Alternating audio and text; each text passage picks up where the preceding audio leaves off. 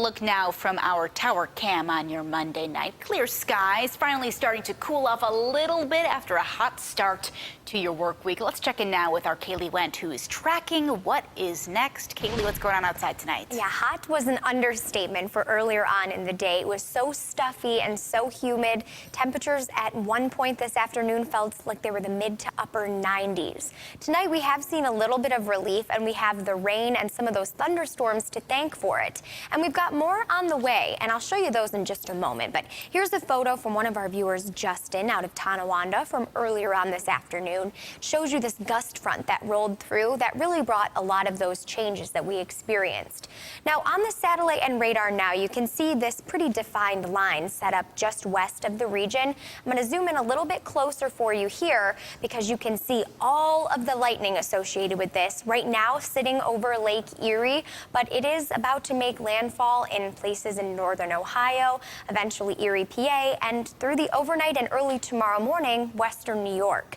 Now, we do have a severe risk, a marginal risk for severe weather tomorrow, which means early tomorrow morning the potential's there. But again, through the afternoon, we've got the potential there. The timing when it's dark out, really not the best for those severe storms. So we'll have to see what takes place, but this is what the models are putting out. As we move through 11, 12 o'clock tonight, we've got these pretty significant showers rolling through. We'll bring some heavy downpours, but it's this time period tomorrow, unfortunately impacting that morning commute, that will be the strongest. And we see the oranges, the reds, the yellows, indicative of those heavier downpours. And so depending on how quickly this moves, we could see a little bit of localized flooding. And when I say that, I mean ponding on roadways and things of that nature. Now, by the time we get to the later portions of the morning, early afternoon, pretty similar to what we've seen in recent days. Things quiet down, they dry out. But then again, once temperatures get warm, back into the low to mid 80s, we see some of these pop-up thunderstorms at about 4 or 5 o'clock. And then again, we quiet down through the overnight. So we're kind of in this cyclical pattern that we've seen for a few days now. Notice it happens all over again on Wednesday. We've got a bit of cloud cover for the morning.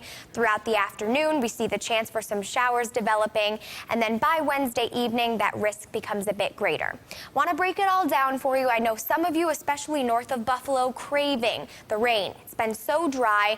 Well, check out what happens. As we get into the morning tomorrow, places like Buffalo northward seeing just tenths of an inch. Nothing too significant or substantial. But further south, we are seeing some areas, especially inside any developing thunderstorms, that climb above that 1-inch mark. Now for Wednesday, not too much rain throughout the morning, but by evening, we are tacking on an additional couple tenths of an inch.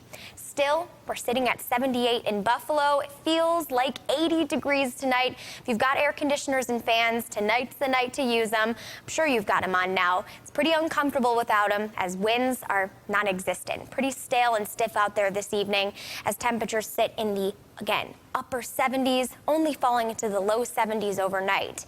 Now for tomorrow, we're talking about low to mid 80s. Morning rain, a guarantee. By afternoon, it's just really isolated storms that will be moving through, kind of hit or miss. The same story goes for Wednesday, but as we get into Thursday, we dry off a little bit, but rain, at least spotty showers, continue from Friday all the way through the weekend, and we stick around into the low 80s. Marissa?